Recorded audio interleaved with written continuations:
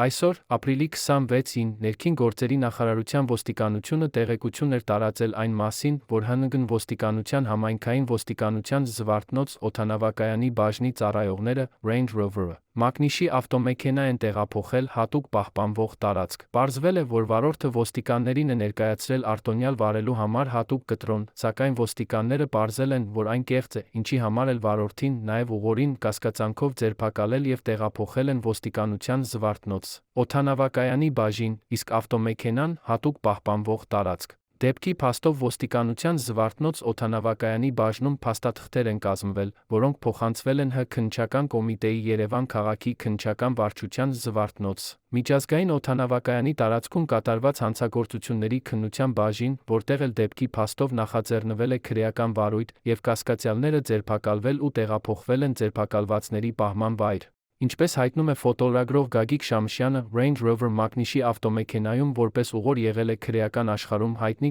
օրենքով գող օշականցի Գևորիկը, ով նույնպես ձերբակալվել է։